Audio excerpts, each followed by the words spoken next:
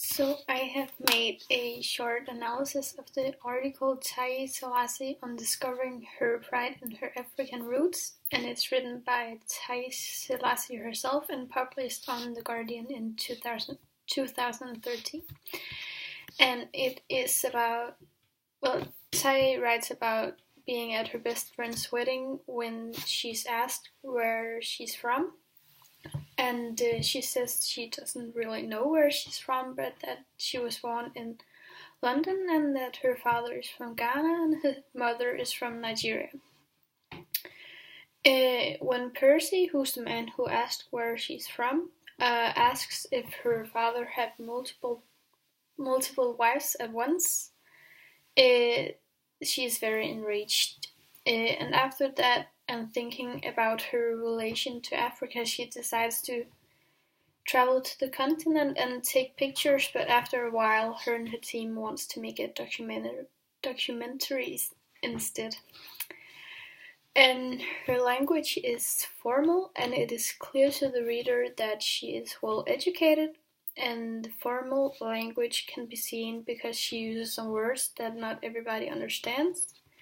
And some of her sentences are long, like when she writes, "A waitress passing me nodded with meaning, and I nodded equally meaningfully back, in that gentle way in which brown people often acknowledge each other's presence." However, at times she does use some contractions, and the text ends up being a mixing of written and spoken language, which means that it is both a formal and an informal text.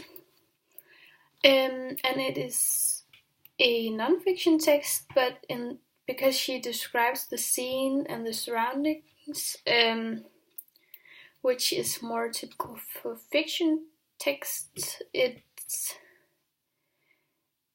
a non-fiction text, but she describes the scene and surroundings, which is more typical for fiction text.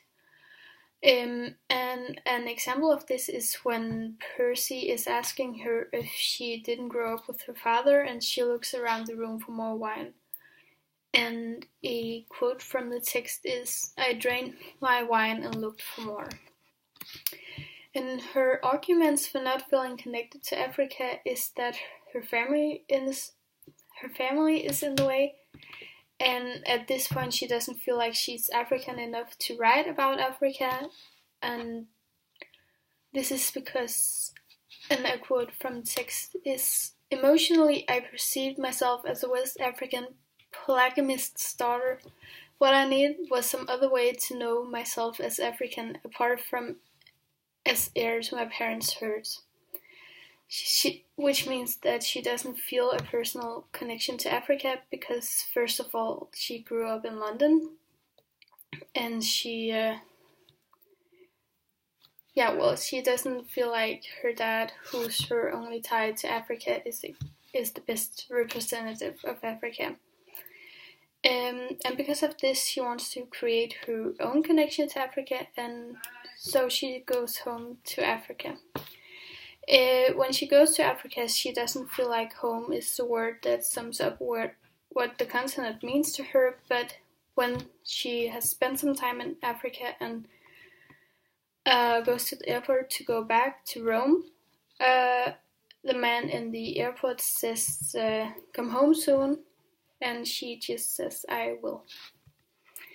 And her previous text was "What is an Afropolitan?", to which she also refers in this text, is about how she's proud that Afropolitans, amongst other things, have homes in lots of places, and their home could be like where they go on vacation or where they live with their parents and such. And Bye Bye Babar, as the text is actually called, presents this as a good thing because Afropolitans live as free spirits, and they're all children of the world.